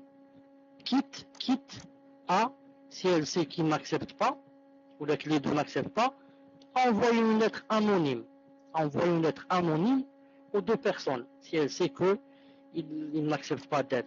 Une lettre anonyme, comme ça, une lettre gentille, où on montre que voilà, l'islam permet aux musulmans de se marier avec la chrétienne, à condition que il soit, surtout que la femme soit chaste, et que l'homme aussi soit chaste. Vu que vous vous connaissiez déjà, et que vous avez marché un stade, une période déjà dans le haram, je vous conseille de regretter cela, car c'est une condition, le mariage ne serait pas valable. Le mariage ne serait pas valable. Mariam, est-ce que votre question est prête, Inch'Allah? Mariam, elle n'est toujours pas prête. Donc on passe à Abu Zainab. J'ai la question en PV, Inch'Allah. Salam alaykum, Cheikh. Hafizakallah. Est-ce qu'un frère et sa famille habitant en France peuvent faire la hijra dans un pays musulman en sachant que les parents ne sont pas d'accord car ils sont âgés et qu'il a déjà loué un appartement dans le pays musulman et qu'il est le seul salafi dans la famille? Entre parenthèses, les autres prient et pratiquent mais ne sont pas dans le minhaj. Peut-il partir quand même? Barakallahu fik. Assalamu alaykum wa rahmatullah. Assalamu alaykum, Cheikh. Hafizakallah. Est-ce qu'un frère et sa famille habitant en France peuvent faire la hijra dans un pays musulman en sachant que les parents ne sont pas d'accord car ils sont âgés et qu'il a déjà loué un appartement dans le pays musulman et qu'il est le seul salafi dans la famille, entre parenthèses les autres prient et pratiquent mais ne sont pas dans le minhaj? Peut-il partir quand même? Barakallahu fik. Assalamu alaykum wa rahmatullah. Tfadal, Cheikh. Wa alaykum salam wa rahmatullah wa barakatuh. C'est encore dommage. Si Inch'Allah Ta'ala, je vais demander encore une fois de relire la question, car j'étais dans l'autre programme et je voyais ce que venait d'écrire C'est mon choix. Quand elle a dit, on les a prévenus depuis longtemps. Inch'Allah, barakallahu, je pense pour qu'ils se rendent compte de la gravité du péché, etc. Je dis, bi'idna azawajal, que, subhanallah al-azim, regardez, en islam, subhanallah al-azim, si c'était un chrétien qui allait se marier avec une chrétienne, c'est un mariage, yani, dans la charia islamique légiférée. Yani, si ces deux-là, demain, ils vont devenir musulmans, c'est pas la peine qu'ils fassent un nouveau, et le christianisme est accepté. Mais un musulman avec une chrétienne, il faut, par l'azim, la condition qu'elle soit chaste et que, bien sûr, ils regrettent si jamais ils ont déjà fait le péché. Donc je dis, c'est mon choix, naam.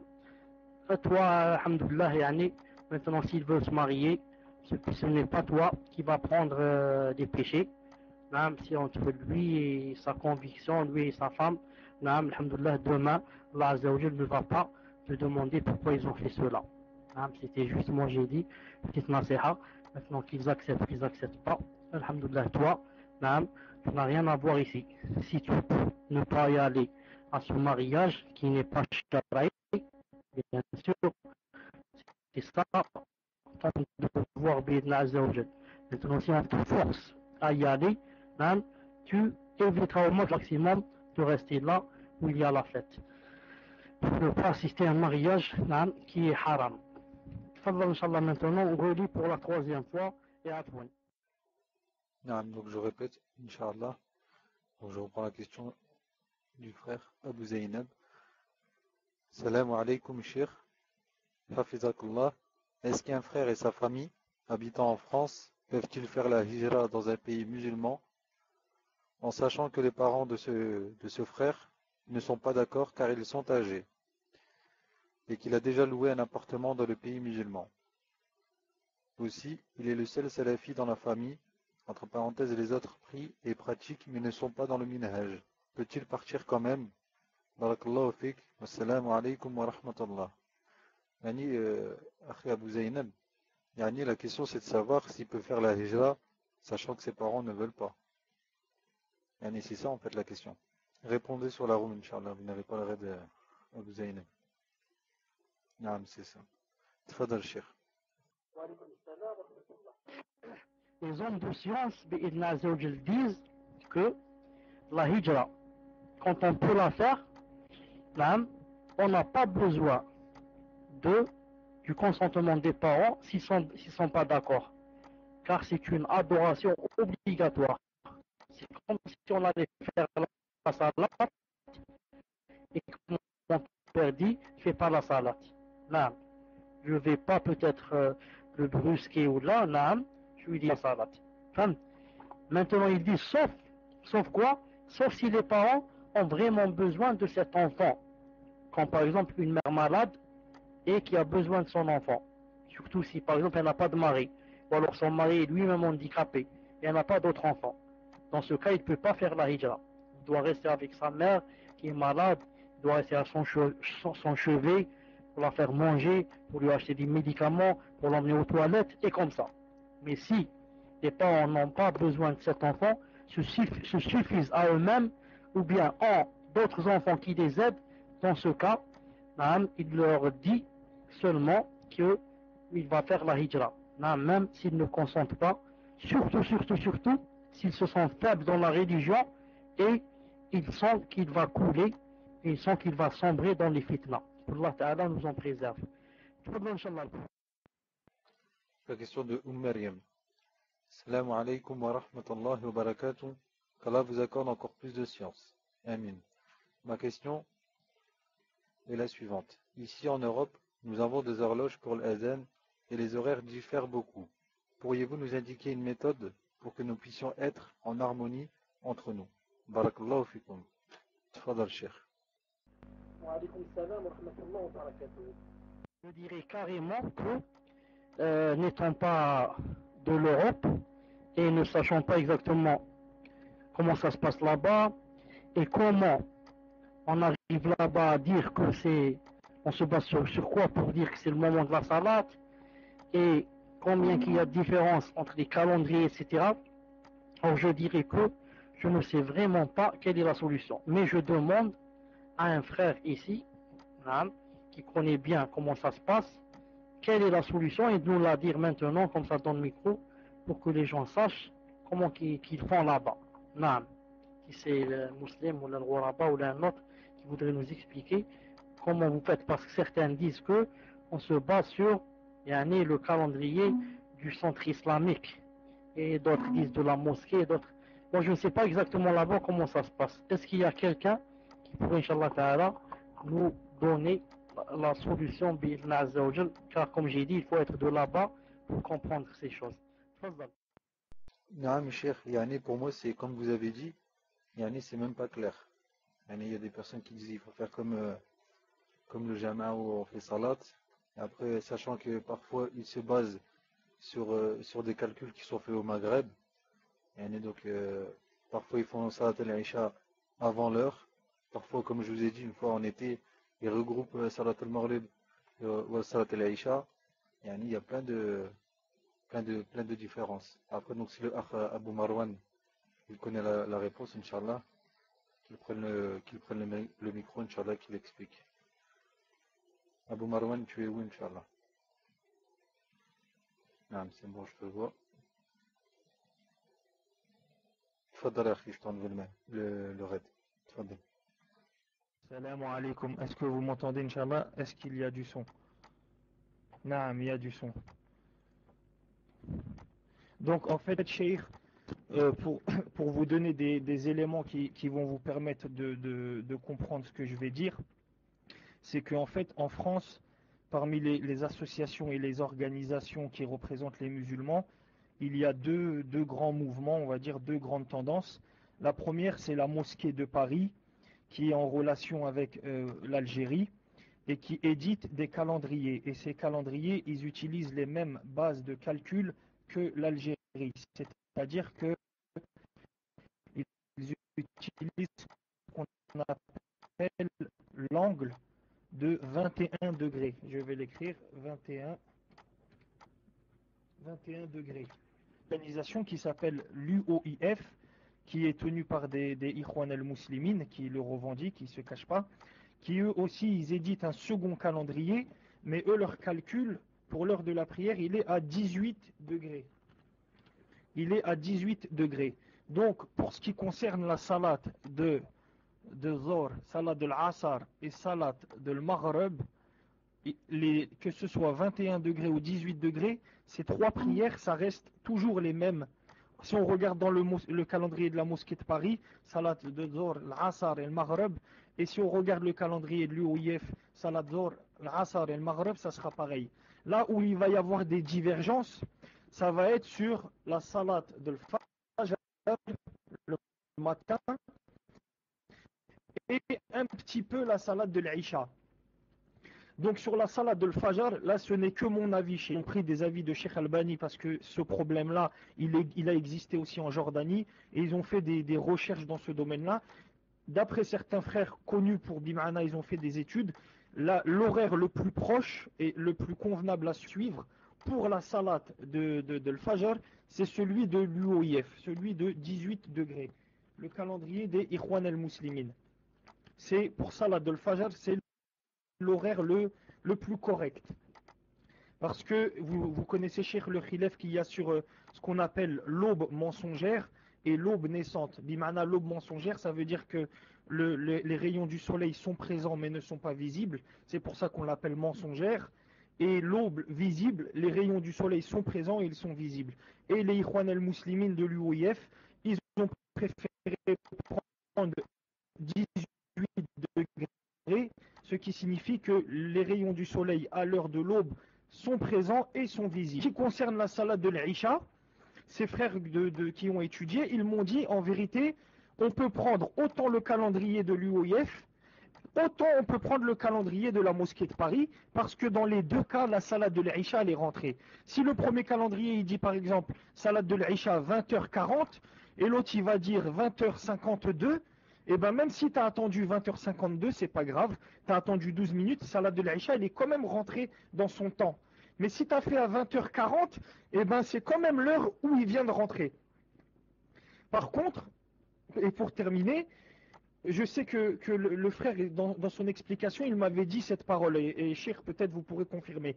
Il a dit, imaginez par exemple quelqu'un, toute l'année, il suit le calendrier de la mosquée de Paris.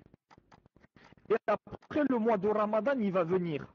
Et ben, il ne doit pas prendre le calendrier de l'UOIF parce que c'est le plus tard. Et pendant le reste de l'année, je suis le calendrier de la mosquée de Paris parce que c'est plus tôt et ça m'arrange pour le travail. Après, ça c'est... Peut-être vous pourrez répondre aussi, Inch'Allah, à cette question. Barakallahu fikum, Cheikh. Salam alaikum.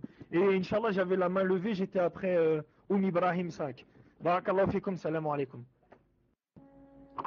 Wa alaykoum salam wa rahmatullahi wa barakatuh. Barakallahu fik Abu Marwan pour ces éclaircissements et ces détails précis qui aident beaucoup Bidna Azzawajal. Maintenant, pour terminer sur ce problème, je vais dire deux choses, Inch'Allah Ta'ala. La première des choses, c'est que, Inch'Allah Ta'ala, ne faites pas de soucis et de problèmes à vous-même, comme des choses que Allah Ta'ala vous a facilitées.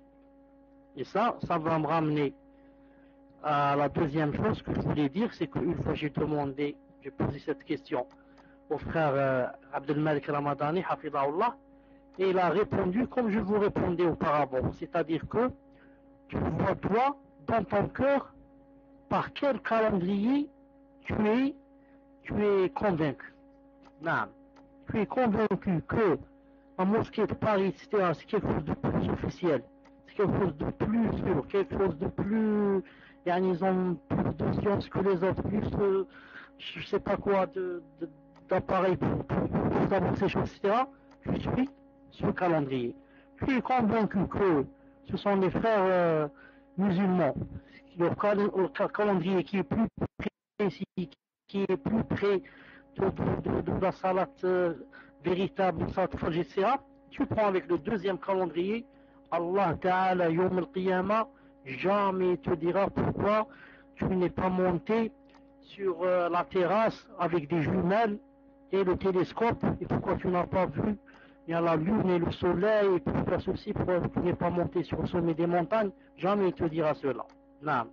Mais c'est la mosquée de Paris et l'UOIF qui, s'ils vous ont trompé, ce sont eux qui auront des problèmes demain quand ils rencontreront Allah Azza wa Jal. Naam. Voilà ce que je voulais vous dire. Inch'Allah ta'ala.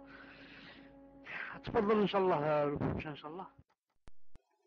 Non, mais j'ai la question donc en PV, Inch'Allah. Yani, Assalamu alaikum wa rahmatullahi wa barakatuh. Donc c'est une sœur qui passe son examen en djilbab. Elle passe l'oral avec des sœurs en présence d'hommes et de professeurs hommes. Est-ce que cela est mal? Malgré qu'elle laisse son djilbab et qu'elle doit passer donc ses examens oraux devant des hommes. Tfadal Cheikh. La question, est-ce que la question c'était si elle pouvait enlever le djilbab pour aller passer son examen devant des hommes? Est-ce que c'est ça la question? Tfadal, donc j'ai pas compris. Tfadal. La question c'est juste de savoir si c'est un mal de passer un examen donc oral avec la voix devant des hommes. Elle garde son djilbab, Inch'Allah. Tfadal Cheikh. Wa alaykum salam wa rahmatullah wa barakatuh. Inch'Allah ta'ala, il n'y a aucun mal à ce qu'elle réponde comme ça, même devant des hommes, si elle doit répondre. Si la loi dit comme ça que l'examen qu'elle doit passer, c'est l'oral, et qu'à l'oral, il y aura un homme qui va l'écouter, ou là, des hommes avec des femmes, ou là, il n'y a aucun mal. L'essentiel, c'est que elle parle normalement, elle adoucit pas sa voix, elle n'embellit pas sa voix, elle parle normalement, comme les femmes, au temps du messager d'Allah, allaient chez lui et lui poser des questions. Et comme les femmes allaient chez les compagnons après la mort du prophète sallallahu alayhi wa sallam et lui poser le djilbab ici. Ça n'a rien à voir, ça l'empêche de quoi? C'est masha'Allah le djilbab sitar. Non, ça l'empêche pas de parler et de répondre et de dialoguer quand c'est nécessaire. Tfadal, Inch'Allah. Donc là on passe à Ichater, Inch'Allah. Mais Isara, c'est à vous, Inch'Allah. Je vous ai enlevé le raid sur Ichater. Mais Isara, est-ce que vous êtes là? Ah, je l'avais pas vu. Salam alaikum. Une sœur travaillait en tant que femme de ménage chez une autre sœur. Un jour, elle a commencé à la voler. Entre parenthèses, des sommes d'argent importantes.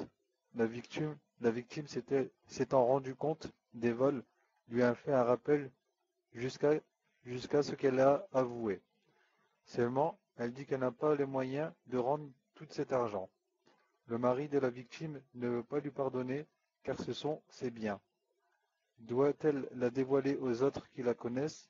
Doit-elle prévenir son mari de son acte car celle-ci est mariée? Et peut-elle l'enregistrer sur un dictaphone pour avoir une preuve contre elle?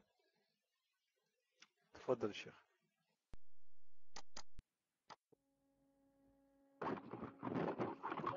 Vous m'entendez? Alhamdulillah.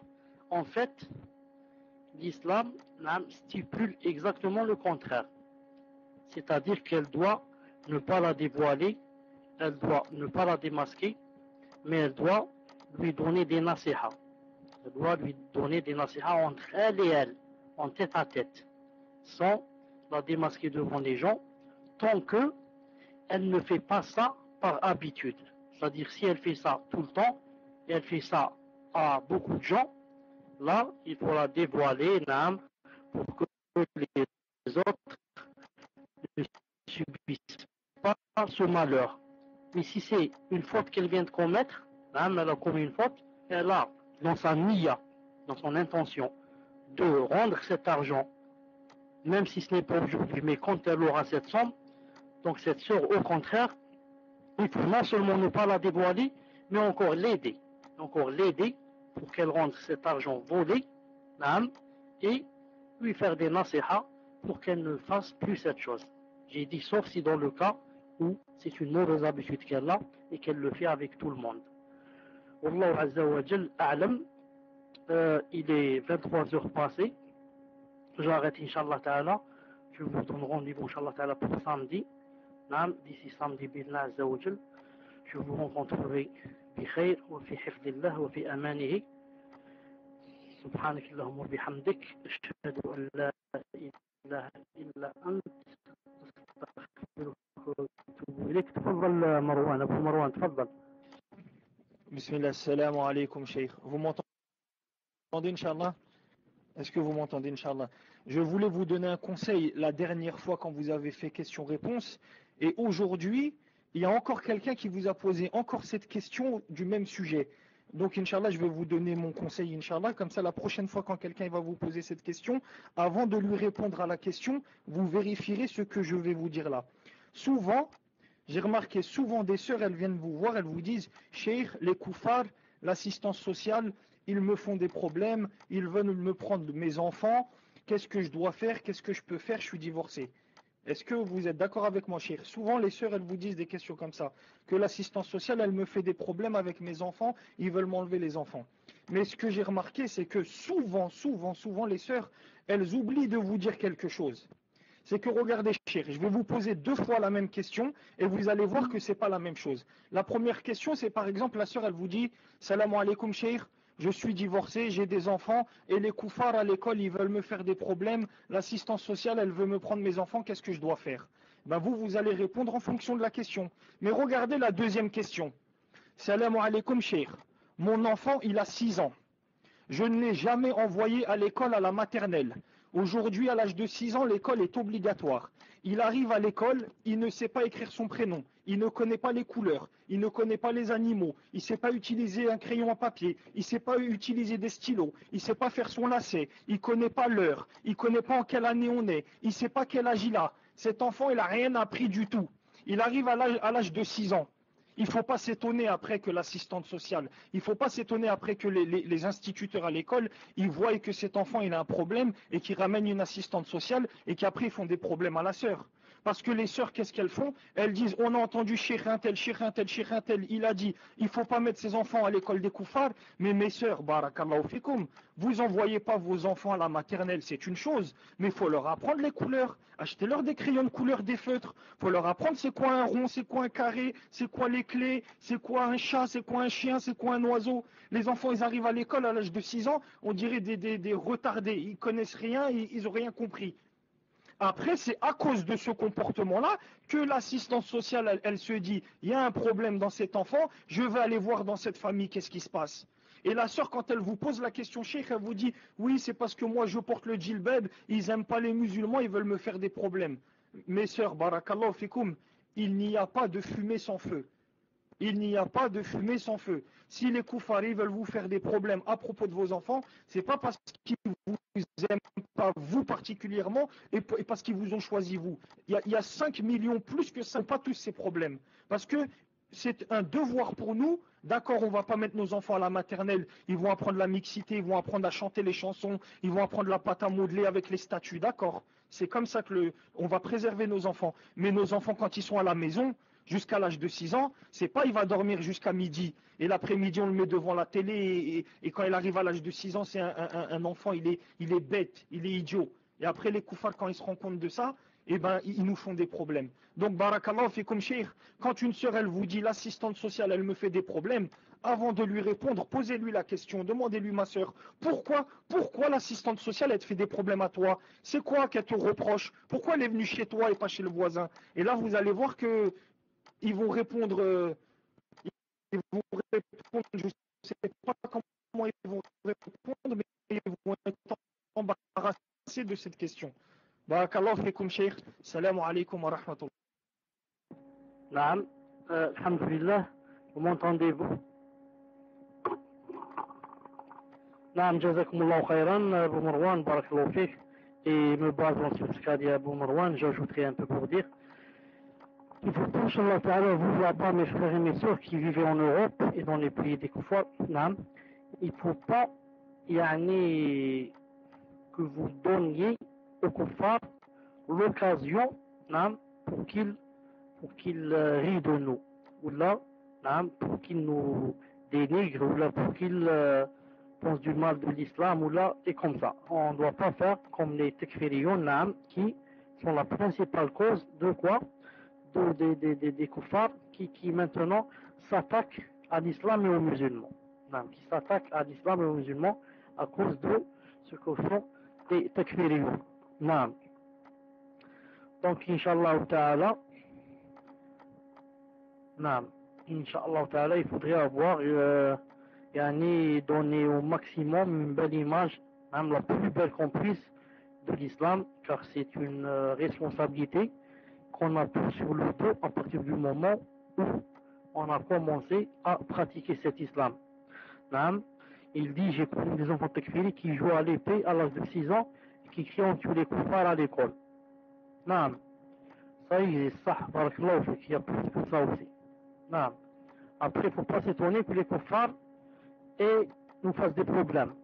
Surtout s'ils ne font pas la différence entre un takfiri et un sunni. Ils ne font pas la différence entre un takfiri et un sunni. Ils vont dire, puisque c'est comme ça, ils veulent couper la tête de nos enfants. Donc ceux-là aussi, on va leur faire des problèmes. طيب. Sur ce, je dis à l'Ghuraba de ne pas oublier de m'attendre. Je dis, أعوذ بالله من الشيطان الرجيم من همزه ونفخه ونفخه والعصر إن الإنسان لفي خسر إلا الذين آمنوا وعملوا الصالحات وتواصوا بالحق وتواصوا بالصبر. السلام عليكم ورحمة الله وبركاته. الصامدي إن شاء الله تعالى.